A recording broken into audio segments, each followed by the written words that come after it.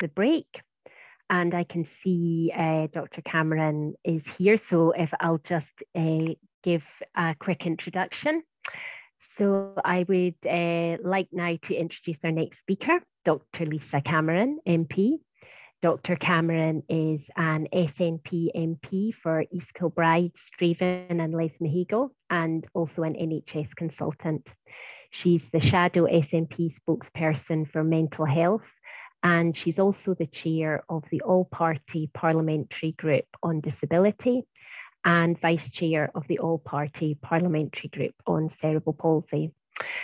Before I hand over to Dr. Cameron, could I just remind you that there will again be an opportunity to ask questions at the end of the presentation. So while Dr. Cameron's speaking, you're welcome to click on the chat button and type any questions or comments in as we go.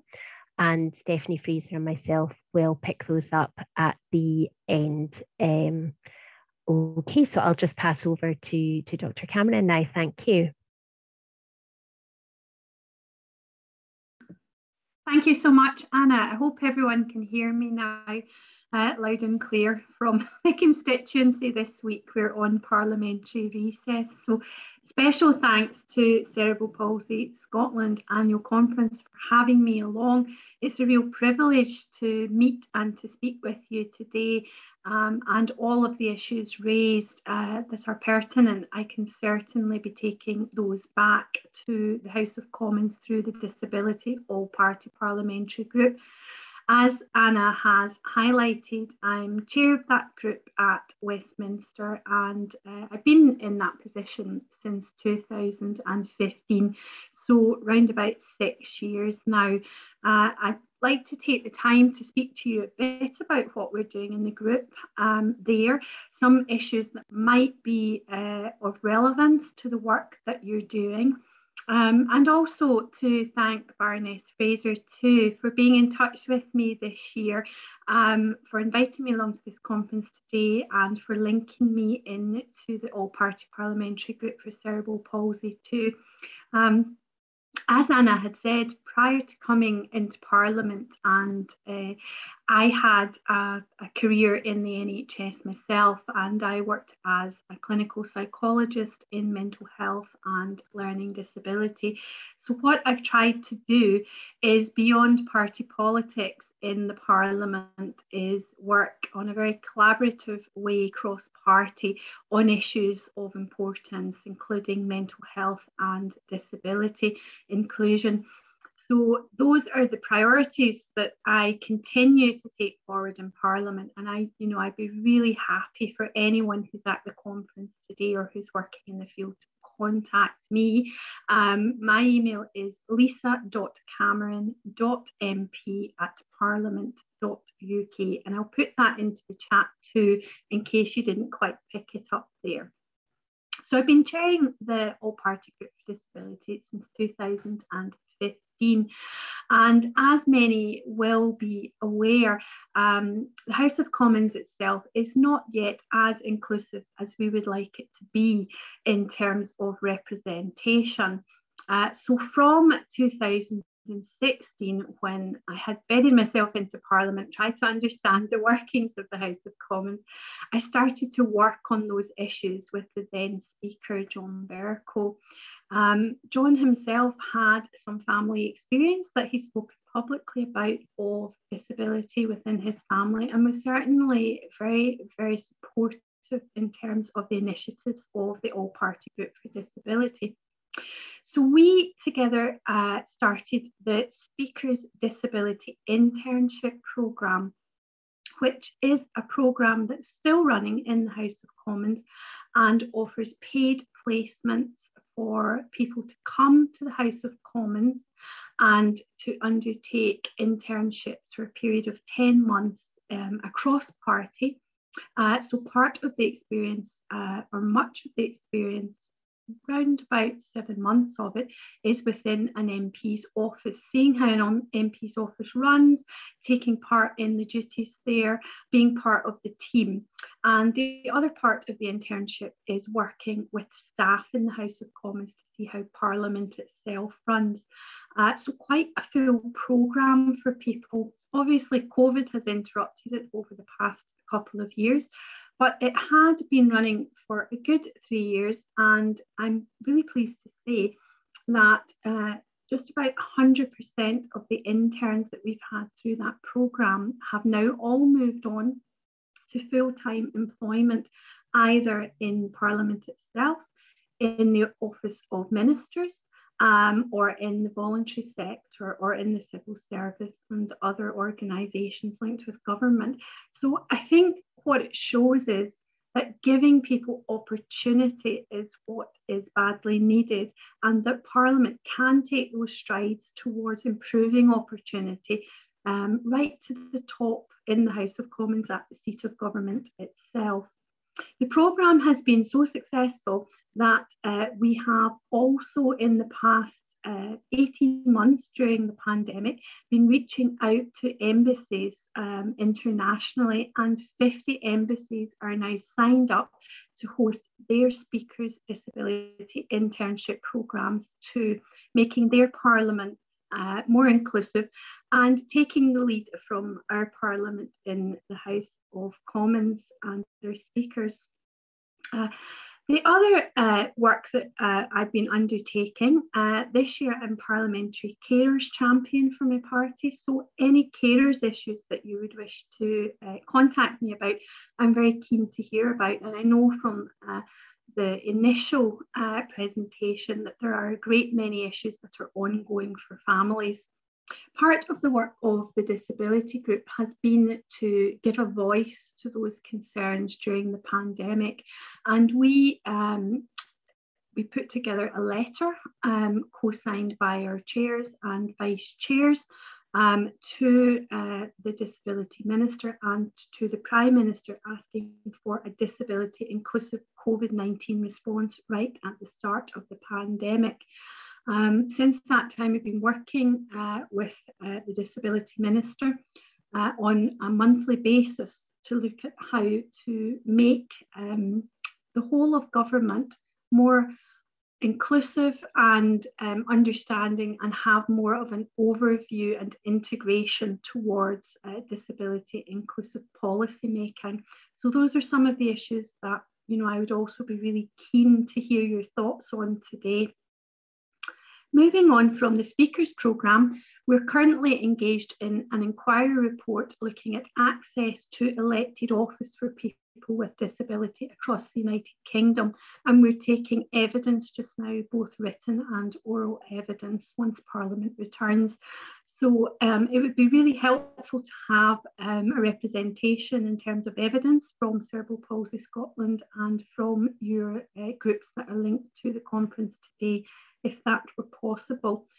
Part of the theme that I've been working on is really about politicians and MPs in Parliament not just talking the talk, but walking the walk, and ensuring that we are making services more inclusive, that we are contributing towards inclusion and opportunity for people, no matter their backgrounds, and particularly those with disability. So one of the other groups that I've been leading up on is the Inclusive Entrepreneurship group. And that has actually got lots of support now across the business sector and also from Parliament. And we're looking to support young people and people of all ages, actually across the whole lifespan, into entrepreneurship and business, because often it's about support and mentoring that's needed to take those issues forward, and access to finance, and overcoming some of the additional challenges that people perhaps with disabilities have, that those without disabilities don't encounter when they have a good idea that would create opportunity and employment for others, but also create business for themselves. So we want to broaden out opportunity. The final thing that I wanted to speak about is the Disability Confident Employment Scheme, because when we rolled out the internship scheme, I was very well aware that for people who live in the south, near London, near the House of Commons, it was much more accessible for them to apply to become interns in the House of Commons. Even although it's a paid a paid role, which I insisted upon. Still, there are many reasons and barriers that people do not want to move to come to Parliament to engage in that type of programme, or whereby their disability or level of support or carers wouldn't be able to facilitate that type of engagement at the parliamentary site. So what we've been doing this year is we've been working with the Disability Minister to increase access to disability confident, and particularly with a focus on disability confident employment within MPs' constituency offices, so that there's access to employment opportunities right across the United Kingdom. It's our way of supporting levelling up, in terms of no matter where you are, you would have access to a local office where disability employment confident employers would be placed. So when I started this, we had a look with DWP and the Minister, and around about 10% of MPs were signed up to disability confident, which really is far, far too low. I want it to be up near the 100%. But I do have to be pragmatic, and we have been during a pandemic, as you know. So over the last 3 to 4 months, I've held a very successful disability confident workshop with parliamentarians, and we now have 25% of MPs across the United Kingdom signed up to be disability confident employers in their constituency offices, and have agreed to offer work placements and paid experience for people in their local community with disabilities in their MP office locally. So part of what we've been doing is to look at where we are, then look at how we widen these opportunities out to parliamentarians' offices right across the United Kingdom, but also then to business, and to engage people with disabilities right across the United Kingdom in opportunity in business too. I think it's been important to say that we're not achieving everything we want to at this point in time, but that's life, and that's the pace of Parliament sometimes too. Change is slow, but we have made fantastic inroads across party. We have people signed up from right across the House, all the parties, to the schemes that we're running. We're trying to make Parliament itself more inclusive, because I think what was said earlier is so true, that sometimes, and particularly within the pandemic, it may have become more pronounced that people with disabilities and learning disabilities in particular didn't have a strong enough voice that was recognised and heard, and the channels to be heard during that pandemic. So what I want to happen, and to use my time in Parliament to encourage and cajole and support and take forward in every aspect possible, is to increase representation in Parliament itself, because what the aim is to have as many people as possible who have experience of disability in Parliament themselves, who can create the policies that are needed and make sure that voices are strong no matter the situation across the United Kingdom, no matter what is happening in every realm of policy. And those are some of the steps that we've been taking towards those issues. As Anna had kindly said, I've also joined the all-party group for Cerebral Palsy, and I'm a vice chair of that group too in Parliament. They've just produced an education report that I'm sure you'll be speaking about more today. I'd had a discussion with Baroness Fraser about the importance of that group, and I'm very, very keen to be involved and to take forward any of the issues from Cerebral Palsy Scotland that you feel need to be raised in the House of Commons, just as Baroness Fraser will raise them in the House of Lords. And we have very, very many interested and enthusiastic members of Parliament who do prioritise disability, and we just need to ensure that they have the correct messages to take into the chamber, that they're raising the issues that are important to you. And I'm very, very happy to be a linchpin or a focal point to harness that energy and harness the importance of that message and make sure that wherever possible that's heard loud and clear at Westminster. So thank you for having me today. I want to use as much time as possible for questions, to hear your feedback, to hear any of your ideas, and please, even if you don't feel able to or don't get the opportunity to speak to me today, do write to me, because I like to be I'm someone who's always worked on the front line of health in the NHS, so I like to know what's happening in reality and to be able to then take that voice back to government. Of course, I'm not at the Scottish Parliament, but I do have colleagues at the Scottish Parliament, who are working on those issues too. So I can also be writing to ministers there if there are particular issues that are pertinent to the group. So thank you for having me. I hope that's been of interest. It's a brief oversight of the work that we've been doing, but it's all about parliamentary inclusion. It's about us walking the walk, and it's also about making sure that for the future, there are people in place who are able to come through the system, overcome the challenges, to make sure that they're championing disability inclusion and policy making from having that experience themselves. Thank you so much, Dr. Cameron, for that presentation. And it was great to hear, about some of the practical opportunities that delegates could find out about, especially in terms of the employment opportunities that you highlighted there, and also the Parliament internships, which I'm sure there'll be a lot of interest in that. Just to remind everyone again about how you can participate in the discussion. So as you know, you can click on the chat button, type a question into the chat, we'll pick it up from there. And also remember, you can click on the reactions area and then click on raise hand, and you can directly put your question or your comment to Dr. Cameron. I don't see any raised hands at the moment. Yes, actually, there's a hands popping up. So let me invite, first of all, Harris and Shoy. Harris, if you can unmute. Hi, Lisa. I just wanted to ask, how would you find out if my MP is in that group, or how do I get more information?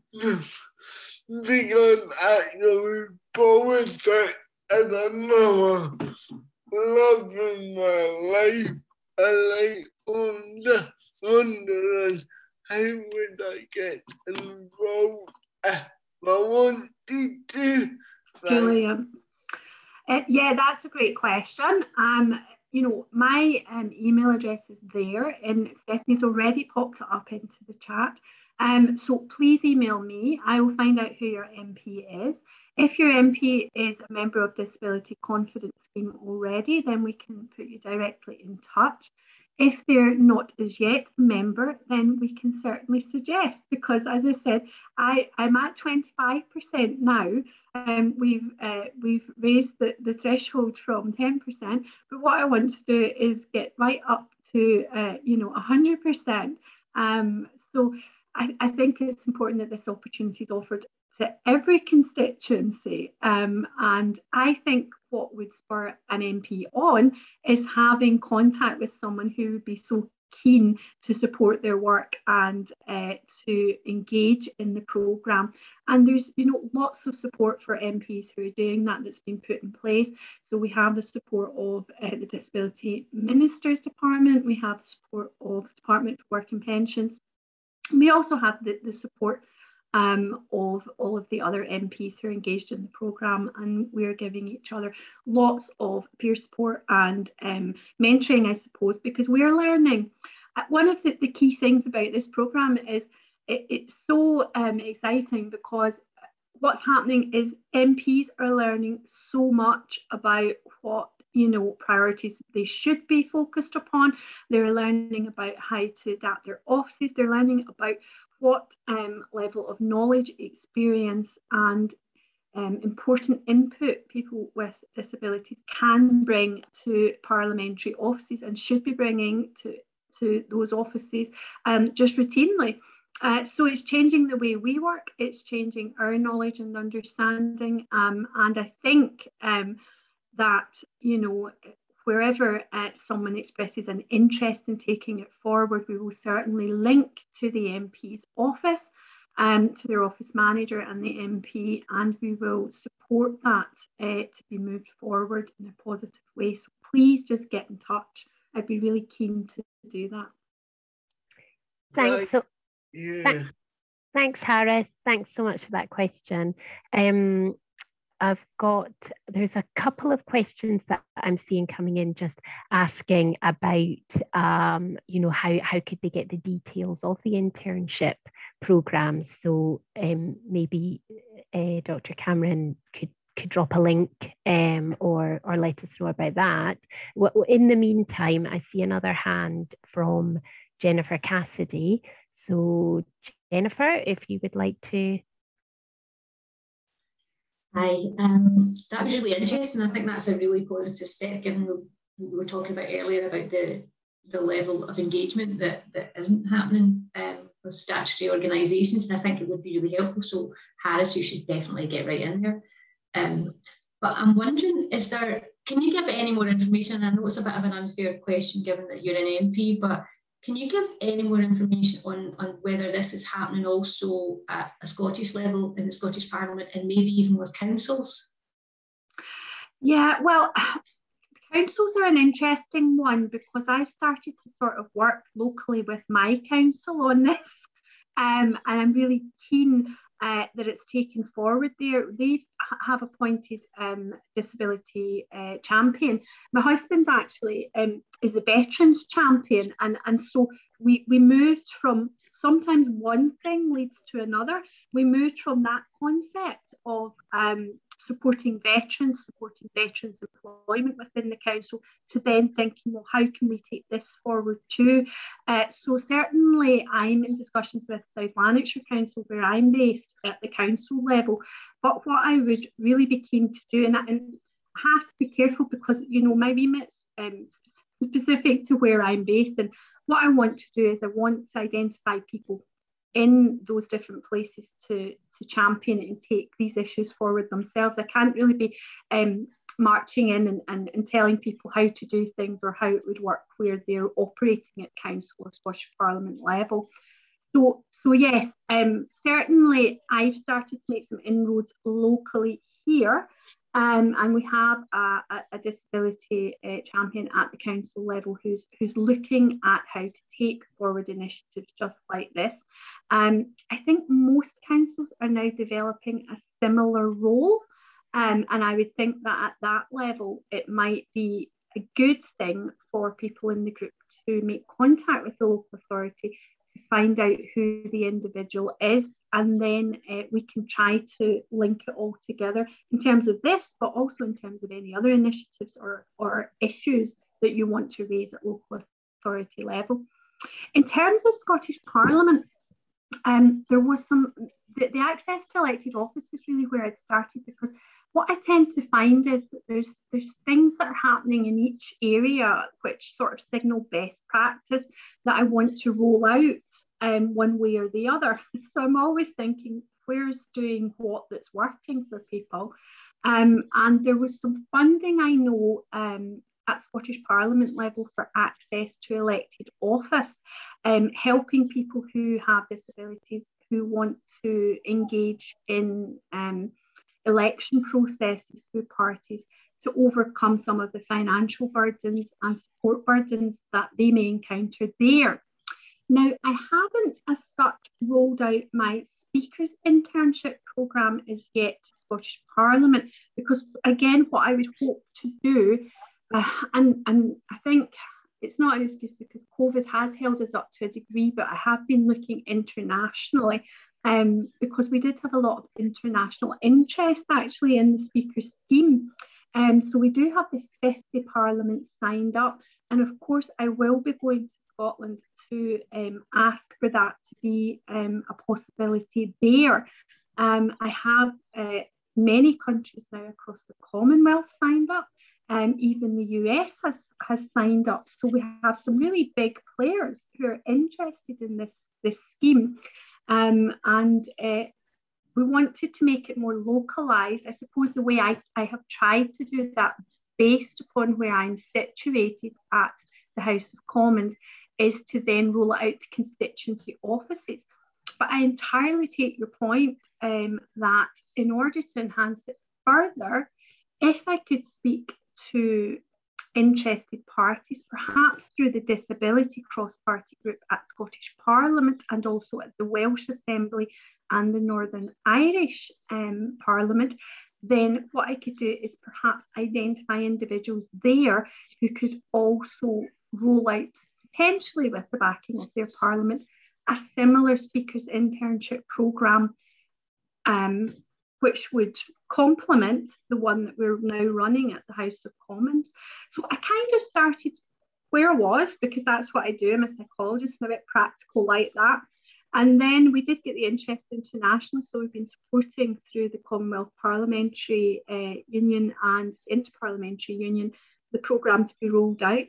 And yes, it should also be something that's made available, if the will is there, through the all-party groups at those parliaments, to take it forward for MSPs or members of the Welsh Assembly, etc.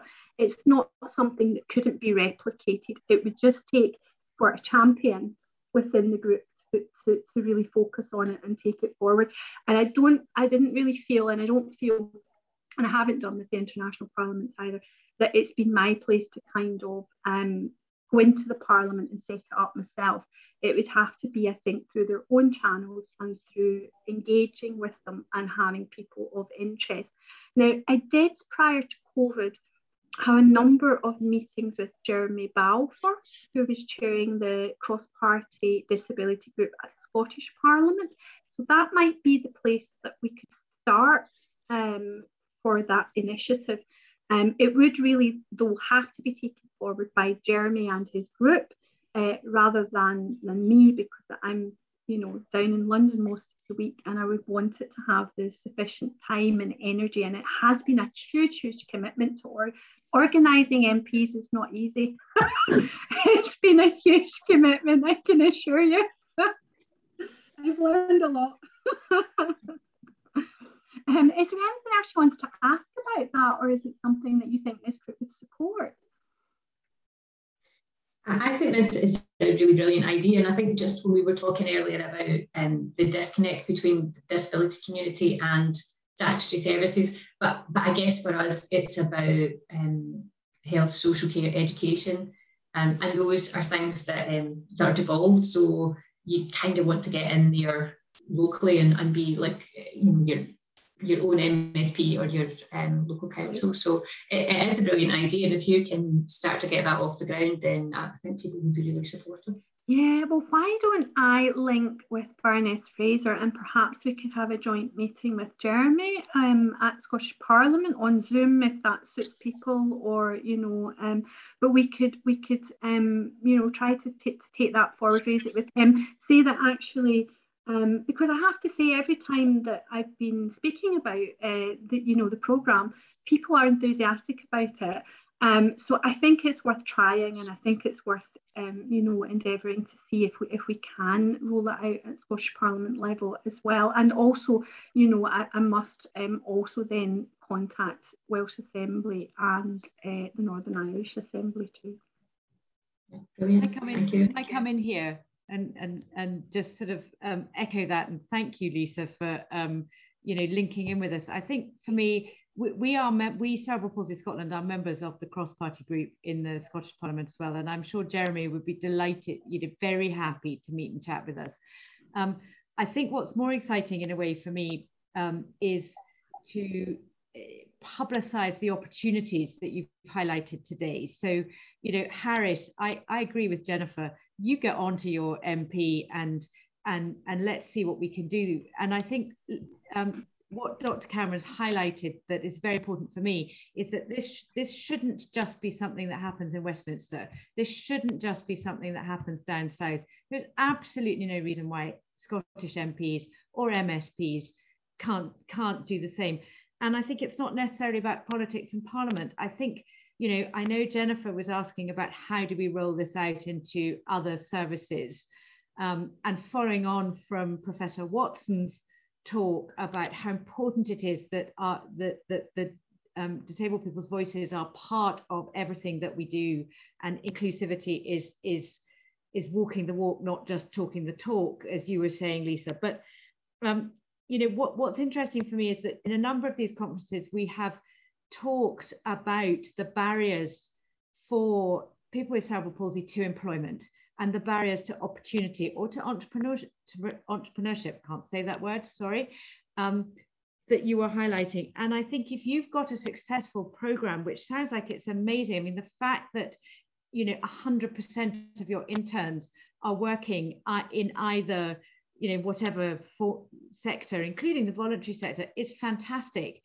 You know, it's important that we share knowledge that these opportunities exist. If people can't access them in London or don't want to go to London, which is highly understandable, then we need to make sure they're available in your own constituency. And I'm sure Lisa will be a champion on that for anybody who contacts her. And you know, I just think it's really exciting to actually demonstrate. For me, actions demonstrate far more than words. And actually, if we can get people excited about, you know, if you want a bit of help on a paid internship program, or you've got an idea and you want to talk about inclusive entrepreneurship and business, here are the areas to focus towards. And I think that's what's so exciting about what Dr. Cameron's doing today. So I really appreciate you coming. Anna, I'm going to hand over to you because I sort of hogged the microphone there because I'm very, I apologize for that, but this thing about opportunities is something that we have struggled with to find the right areas to channel through. So Anna, back to you. Thanks, Stephanie. I think that's sadly we're up to our time with Dr. Cameron. So just once again to reiterate our thanks, everyone's thanks to Dr. Cameron for joining us today and for sharing all that really useful knowledge and information and kicking off hopefully some other opportunities and discussions going forward, which is really exciting. So we're now going to take... Oh, sorry, thank you. I just want to say thank you to everybody. And I think that's what the value of engaging in these networks and conferences really brings to me as well, because you know Jennifer's question, and I'm thinking, well, actually, it could be rolled out at different levels. Actually, you know, the NHS should, you know, could have these opportunities as well. So you kind of start with a small idea, and with people's support and encouragement, it can snowball and hopefully create more and more opportunities for people right across the UK. So thank you for having me today and for also inspiring me. Thanks again, Dr. Cameron. It's been really constructive and great to have you here. So, okay.